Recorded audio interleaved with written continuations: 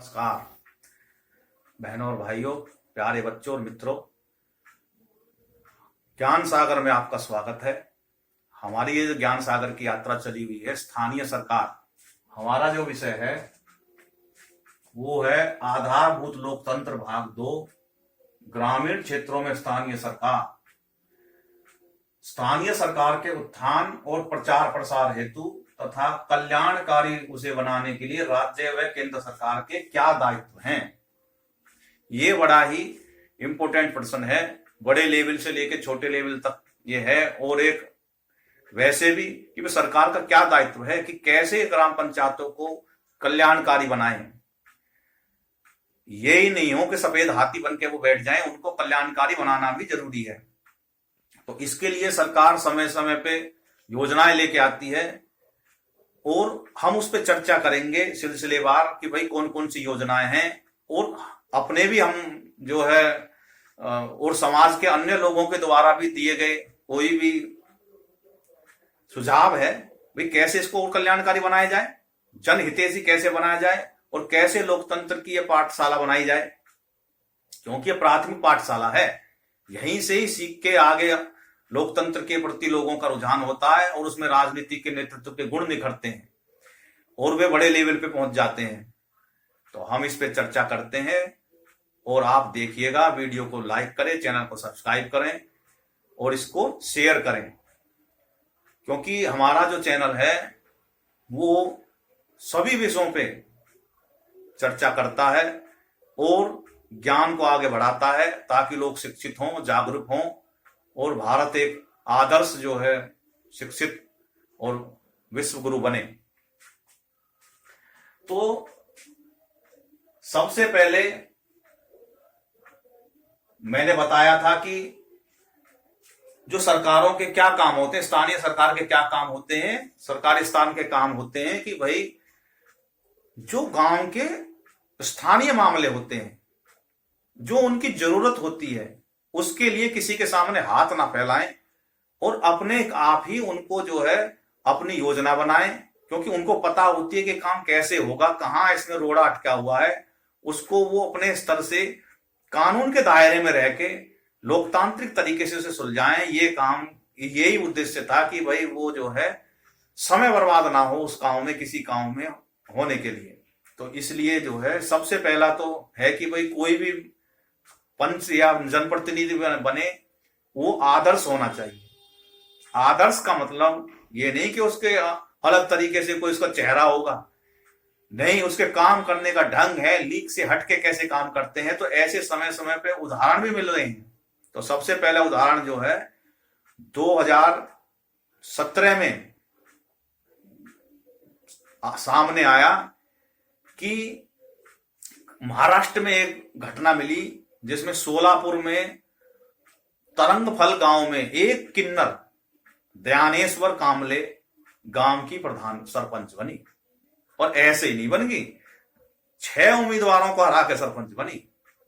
उन्होंने कहा कि लोक सेवा ही ग्राम सेवा ही, यानी गांव की सेवा करना ही मेरा जो है कर्तव्य है, और गांव की सरपंच बनी। उसी प्रकार से मध्य प्रदेश के खांडवी गांव में एक भील समुदाय की जनजाति एरिया था, वहां पर्दा व्यवस्था थी और कोई भी महिला चुनाव के लिए खड़ी नहीं होती थी, सीट रिजर्व होने के बावजूद भी वहां पे जो है ऐसे ही रहता था। पहली बार एक जो है वंदना बहादुर मेहता नाम की जो थी महिला, वो उन्होंने चुनाव लड़ा और पितृ सत्तात्मक जो मान्यताएं थी उसके विरुद्ध जाके गांव की पहली महिला सरपंच बनी। उन्होंने गांव में महिलाओं को ग्राम सभा में आने के लिए प्रोत्साहित किया और गांव की शिक्षा और स्वच्छता पर विशेष ध्यान दिया, और दूर दूर तक उनकी पहचान बनी कि भाई भारत को नेतृत्वकारी भूमिका निभा सकता है, कि महिला भी नेतृत्वकारी भूमिका निभा सकती है। ऐसे ही महाराष्ट्र के अहमदनगर जिले में एक गांव हिवरे बाजार नाम का एक गांव, वहां बार बार सूखा पड़ती थी और सूखा के कारण खेती करना दूभर हो गया था। तो वहां के पोपटराव बाबूजी पवार नाम के व्यक्ति ने, उन्होंने कहा कि भाई मुझे गांव का सरपंच बनाओ तो मैं इस समस्या का समाधान कर दूंगा। गांव वालों ने उनको सरपंच बनाया, तो वो अन्ना हजारे के साथ जुड़ गए और अन्ना हजारे के साथ मिलके उन्होंने जो है, जो अन्ना हजारे की जल योजना है उनका माध्यम से, और उन्होंने वहां पे तालाब खुदवाए, जल संचय के लिए सिंचाई योजना बनाई, और कुछ ही दिनों में वहां का गांव जो था वो हरा भरा हो गया। ग्राम वासियों के सहयोग से समृद्ध गांव हो गया, और 2020 में पोपट राव को पद्मश्री का पुरस्कार भी मिला। ऐसे ही, क्योंकि गांव के स्तर पे गांव उनको सहयोग करने के लिए सचिव मिला हुआ होता है और पटवारी मिला हुआ होता है, गांव के सारे रिकॉर्ड पटवारी के पास में होते हैं, कौन सी जमीन गोचर है, क्या है, कौन सी जमीन खाली है, उस पर अपनी योजना बना सकते हैं। दूसरा, इसी को कहते हैं आदर्श सरपंच और पंच। कोई हटके काम करे, इनको ये जितने भी मैंने उदाहरण बताए आदर्श सरपंचों के हैं, उन्होंने अपने गांव के लिए नया करके दिखाया। दूसरा है स्वच्छ गांव योजना, ये भी केंद्र सरकार की चलाई हुई योजना है कि भाई उनमें प्रतियोगिता कराते हैं ग्रामीण लेवल में, ये भाई कौन सा स्वच्छ है, उसके पैमाने, उनके अंक मिलते हैं। गांव में कूड़ा उठाने की व्यवस्था है, सूखा गीला कूड़ा उठाने के लिए जो है गाड़ी आती है, और कैसे उसको गांव के स्तर पे खाद बनाई जाए, गोबर गैस की व्यवस्था कराई जाए, वहां पे जो है कोई भी जो है गैर परंपरागत ईंधन का प्रयोग ना करे, इसका प्रोत्साहन करते हैं। गांव में शौचालय की व्यवस्था के लिए उन्होंने जो है टॉयलेट वगैरह का व्यवस्था, तो ये जो है उनमें पैमाने बनाए हुए ग्राम स्वच्छ योजना। दूसरा है बाल हितैषी पंचायत। बाल हितैषी पंचायत कैसे बनाएं? सभी ग्रामों में ये भी सरकार ने अपना मैसेज भेजा हुआ है कि भाई आपको पंचायतों को बाल हितैषी बनाना है, बुजुर्ग हितैषी, महिला हितैषी बनाना है, तो उसमें जो है सभी की बात सुननी चाहिए। उसमें बच्चों को भी सम्मिलित किया जाए ताकि वो भी जाने कि, क्योंकि बच्चों के भलाई के मामलों में बच्चे ही जो है ज्यादा से ज्यादा अपने सुझाव दे सकते हैं, राय रखने का उनका अवसर मिलना चाहिए, ताकि वो आगे पंचायतों की भागीदारी के प्रोत्साहित के लिए कदम उठाएं। बड़े बुजुर्गों की समस्या का समाधान ढूंढने के लिए प्रयास करें, बच्चे भी उसमें योगदान दें। उदाहरण के तौर पे महाराष्ट्र के कुल बाल पंचायत के एग्जाम्पल आए, जिसमें बाल श्रम, बाल विवाह को समाप्त करने के लिए कार्य किया। बाल पंचायत के सदस्यों मिलकर अभिभावकों के साथ में मिलकर चर्चा करते हैं कि कैसे बाल विवाह स्वास्थ्य के लिए ठीक नहीं है और ये इसका समाप्त होना चाहिए। ऐसे ही पश्चिमी सिक्किम में सांगखू, राधू, खांडू ग्राम पंचायत में बच्चों को आवश्यकताओं और उसके अधिकारों के प्रति बहुत महत्व दिया, और उन्होंने भी जो है बालकों की कैसे सुरक्षा की जाए, विद्यालयों की दीवार पुतवाई और उसमें स्लोगन लिखवाए, रसोई घर बनवाया, और बच्चों के साफ सफाई के माध्यम से और स्वच्छ मिड डे मील योजना कैसे वो हो सके, वो जो है बाल हितैषी के उदाहरण हैं।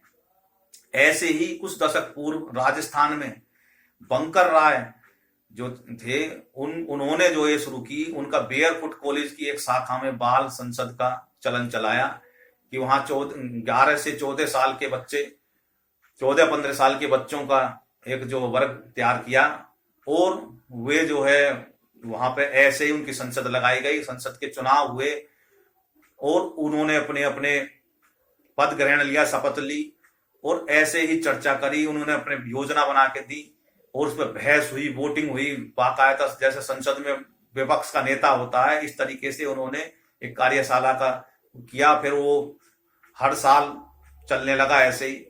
तो ये जितने भी उदाहरण हैं सब उसके इनके प्रचार और प्रसार के लिए हैं कि कैसे ये पॉपुलर हो, कैसे इनको और ज्यादा कल्याणकारी बनाया जाए।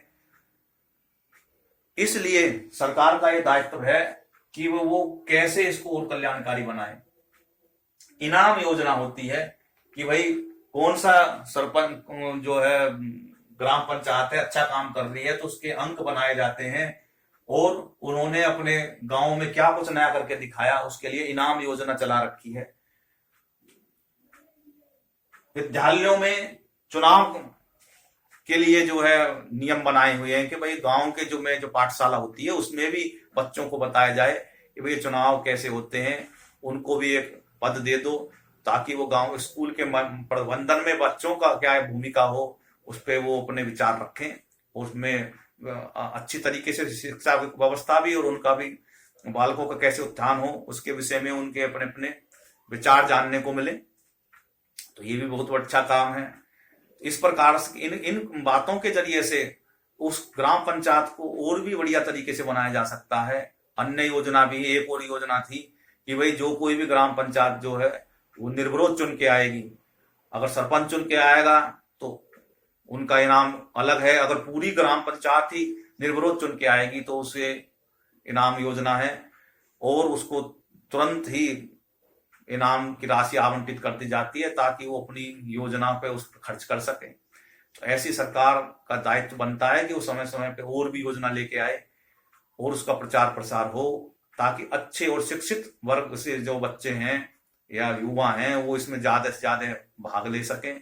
इस वीडियो में हमारा उद्देश्य जो था वो इतना ही था कि भाई क्या करें कि भाई इसको और अच्छी तरीके से ये जो है ग्राम पंचायत और स्थानीय सरकार हैं वो अच्छी तरीके से काम करें और कल्याणकारी बने, जन भागीदारी बने, ताकि लोगों की ज्यादा ज्यादा भागीदारी उसमें हो, सभी लोगों का उसमें साथ मिले और भ्रष्टाचार दूर हो।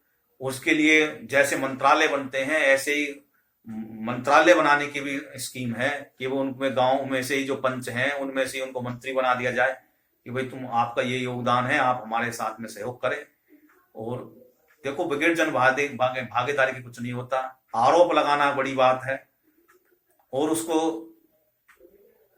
विरोध के लिए विरोध करे, राजनीति के लिए, वो भी ठीक नहीं है। चुनाव में चलता रहता है लेकिन गांव की समस्याओं का समाधान में रोड़े नहीं अटकाने चाहिए, ये हमारा सुझाव है। क्योंकि अगर हम इन्हीं बातों में उलझे रहेंगे तो हमारा गांव बिगड़ जाएगा, बर्बाद हो जाएगा। उसमें नशा मुक्ति के काम होने चाहिए। आजकल हमारे जो युवा पीढ़ी है वो नशे के दलदल में, चंगुल में फंसती जा रही है, क्योंकि बाहर के कुछ तत्व हैं वो चाहते हैं कि हमारे युवा बर्बाद हो जाएं, क्योंकि संसार का सबसे युवा देश भारत ही है। हमें अपनी शिक्षा व्यवस्था पे, गांव के स्कूल हैं उन पे नजर रखनी चाहिए। जो सरकारी स्कूल पड़े हुए हैं, सरकार ग्राम पंचायत का ये काम होना चाहिए कि वे उस पर भी देख रेख करे, क्योंकि इतने पढ़े लिखे जो आदमी हैं वो उसमें शिक्षक लगे हुए हैं और उनका सदुपयोग होना चाहिए। उनमें ये नियम बनाना चाहिए कि भाई हमारे बच्चे इसी स्कूल में पढ़ेंगे और प्राइवेट स्कूल से बढ़िया रिजल्ट आएगा। क्योंकि जब जनभागीदारी उसमें जुड़ जाती है तो बहुत कुछ आगे हो जाता है, क्योंकि टैलेंट तो में की कोई कमी नहीं है। तो एक जो हमारे मन में, गांव के लोगों के मन में ये वहम है कि प्राइवेट स्कूलों में अच्छी शिक्षा मिलती है, गांव के स्कूलों में नहीं मिलेगी, हमारे सरकारी स्कूलों में नहीं मिलेगी, ये गलत है। अगर आप उनमें योगदान ही नहीं देंगे, जितना ध्यान आप प्राइवेट स्कूलों में जो है देते हैं उतने ग्राम के सरकारी स्कूलों में दें और उतना ही मन से उसमें जुड़ें। और प्रिंसिपल जो गांव के होते हैं, शिक्षक होते हैं, उनसे जुड़ के योजना बनाएं और उसमें अपना योगदान भी दें। ग्राम पंचायत योगदान देंगे, कोई कमी बेसी है, कोई सुविधा की कमी है तो ग्राम पंचायत उसमें सहयोग करे। क्योंकि मेरा मानना यह है कि हमारा जितना भी पैसा कमाते हैं उसका 60 से 70% पैसा शिक्षा पे खर्च हो रहे हैं और जो शिक्षा माफिया हैं उसका लाभ उठा के तरह तरह के गोरख धंधे करते हैं। वो योजना बना बना के देते हैं कि हम ये करेंगे वो करेंगे, फीस के नाम पे पैसे वसूलते हैं और माँ बापों का अपमान भी करते हैं। जब हमारे सरकार ने मॉडल दे रखा तो हमारा दायित्व बनता है कि हम उसको ऊंचे बढ़ाएं और उसमें भागीदार बने।